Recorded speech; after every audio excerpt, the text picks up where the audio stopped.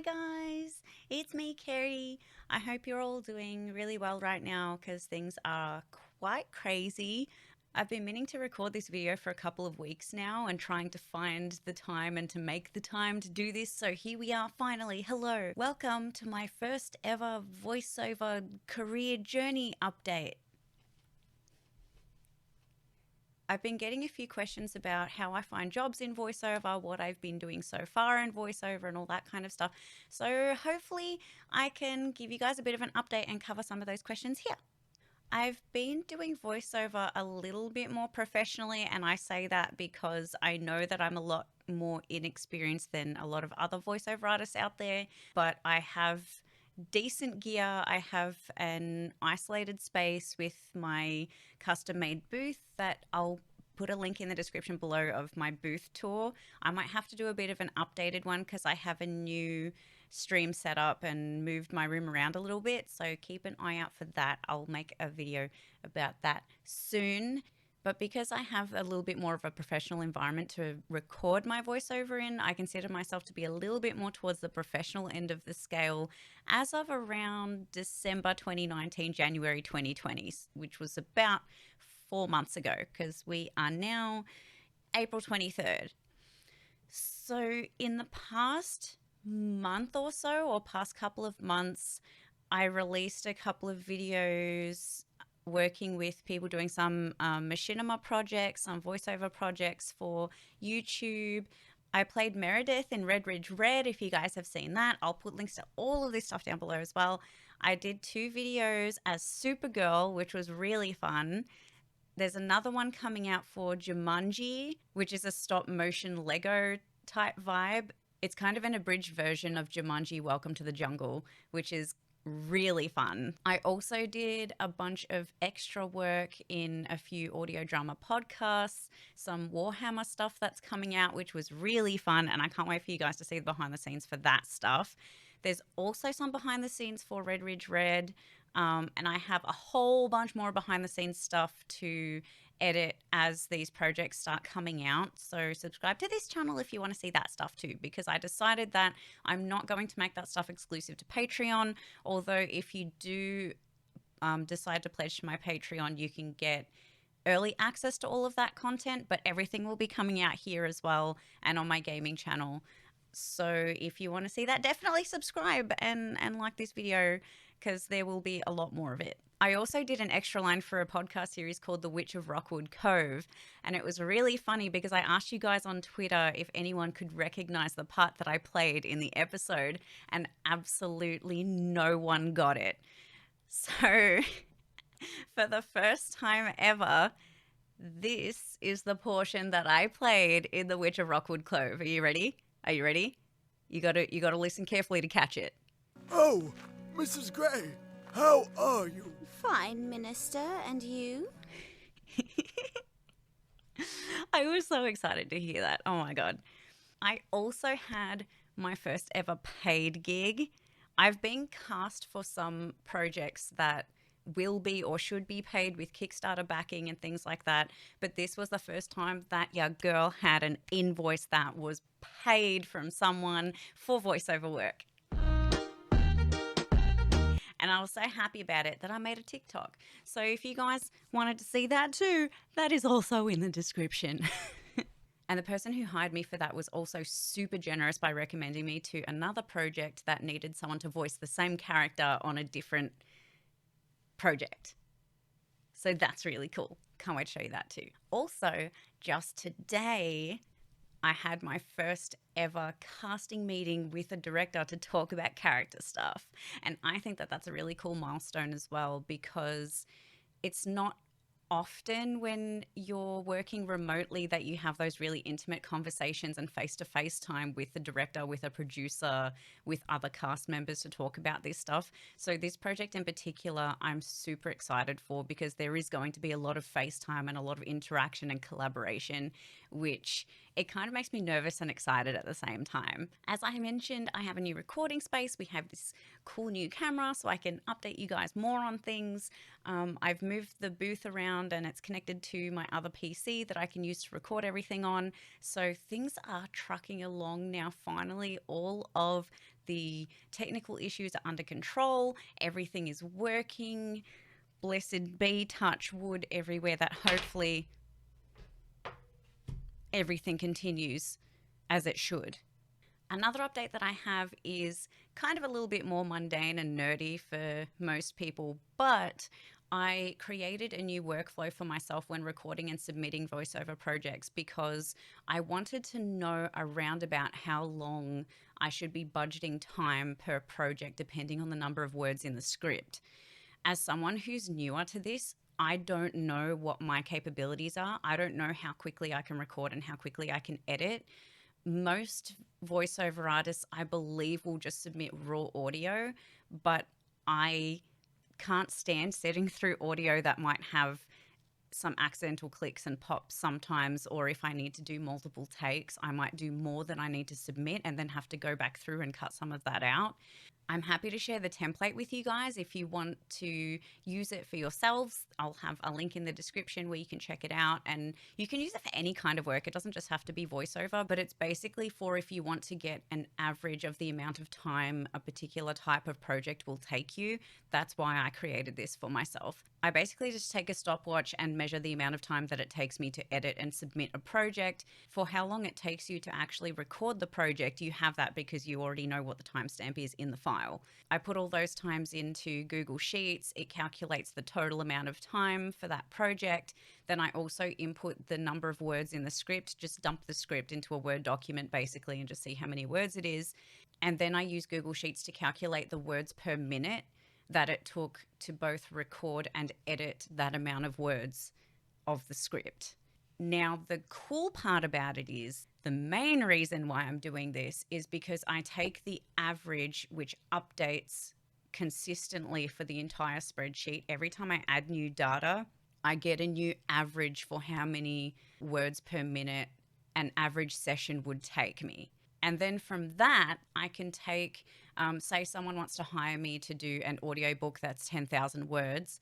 I can input 10,000 words into my spreadsheet and see around about, on average, how much time it would take me to both record and edit and submit a 10,000 word project.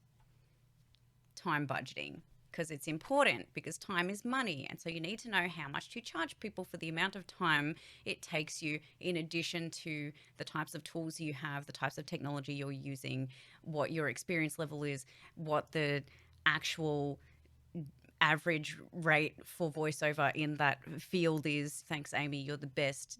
I know all this stuff because of you and our friends on the Australian Voiceover Discord server. By the way, if you're not on the Australian Voiceover Discord server and you're an Australian voiceover artist, make sure that you invite yourself to it. Hit me up if you want the details for it. I'll hook you up. There are some amazing people in there. Trust your peers, work with them. Everyone's more than happy to help and give you tips and tricks on these things. So get in there. Yes. The coolest part of all of this stuff that's been going on lately is that I finally have some finished projects to get some samples of my work from. Now that I have a few of these projects coming out, I finally have a bunch of samples that I can upload to my website and to my SoundCloud. And that has been so helpful in just basically giving people a taste of what I sound like. It might not be exactly what they're after, but it might also be what they're after. So it's good to at least have something to be able to send them to say, hey, this is generally what my voice sounds like. If you would like me to provide an audition for you, I would be happy to do that. If not, because I'm not the right fit, that's cool. Hope you find the right person for your project, because if it's not me, it's going to be someone else. And if it isn't them next time, it might be me that time. So an actual demo is a lot more difficult to produce, and it's something that isn't necessarily the best to be self-produced. Kevin Powell in particular, he has very strong feelings on demos. So go check out his video on that stuff. But basically, because a demo is supposed to show the best of what you have to offer, the best of your performance.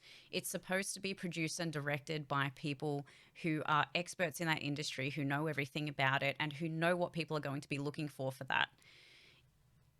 Especially if you're a novice voice actor or voiceover artist like myself. I mean, I'm still a bit of an amateur. Like I don't have nearly as much experience as a lot of my peers do, but that doesn't affect my confidence. You got to have confidence is key, bitches. It would be naive of me to put together an actual demo reel myself to say, hey, here is my demo reel, have fun listening to it, because it might not necessarily show the best parts of my performances. What I think might be the best might not be what a lot of casting directors and producers and other directors might believe would be the best. So instead of having a specific demo reel, I've opted to, on my website, vo.kidkerrigan.tv, a series of different types of samples that I've created. An example of that is when you go to a website like voquent.com, the way that they offer talent is by showing a whole bunch of different samples that are categorized by different types of media and different tags and different themes and things like that. So you can have a voice that is in a British accent, which is angry, angsty, elderly, female, things like that. So what I opted to do was I have basically a playlist of my SoundCloud where I upload samples to that I would like people to hear if they go to my website, in addition to the actual visual elements.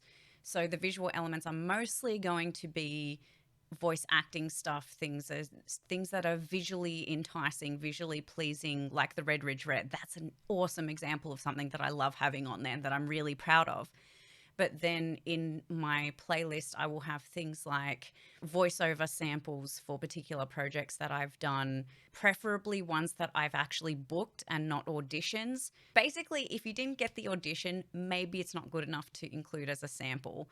So I kind of look at it as like, when you're first starting out and the only thing that you have is auditions on your casting call club page, awesome, cool, go for it. If that's where you need to send people to at least get an ear for what you sound like, do that. But now I'm using Casting Call Club and services like that as more of a testing ground for what my limits are. If I find some super out there role that I can audition for, then I'll give it my best shot and kind of upload it and see what happens. I don't necessarily want people going there to listen to what I would actually sound like, because that's not going to give them the best indication of what I'm good at versus things I want to try. So on my website is kind of the next level up, where it's projects that I've actually launched, projects that I've actually been booked for, samples of those projects, but it's not a professionally edited demo. My next milestone for that would be to get enough paid work of a professional level to be able to then invest into a professionally crafted demo to replace those samples on the website, or to add to those samples on the website. So that's kind of the process that I'm going through personally. Everyone else's journey is different. Like some people have an agent by now already. I don't. I do all of this stuff myself, which brings me to the question that I got recently, which is, where am I finding work? I have a folder of bookmarks in my Chrome browser that is basically VO casting calls. If I open that up, where I originally started finding work was on Hit Record, hitrecord.org. It's a website that was started by Joseph Gordon-Levitt, the actor. You might know him from Third Rock from the Sun, probably, if you're my age. Anyway, he started this website. It's basically a collaborative website for different creative people to get together and make things together. But they made some updates recently, which I feel like it makes it a little bit more difficult to use the site. There's also daisy.com, which was created by Maisie Williams from Game of Thrones. So this was her version of a hit record type thing where, again, people come and collaborate on things. My favorite one is Casting Call Club, castingcall.club.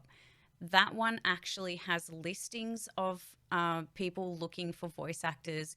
There are audition lines included. It's really easy to upload things. It's free. It's great. It's awesome. There's also voice acting forums on Newgrounds. There are other forums specific to voice acting. There are subreddits for these things. There are casting calls on Twitter and on YouTube. They're everywhere.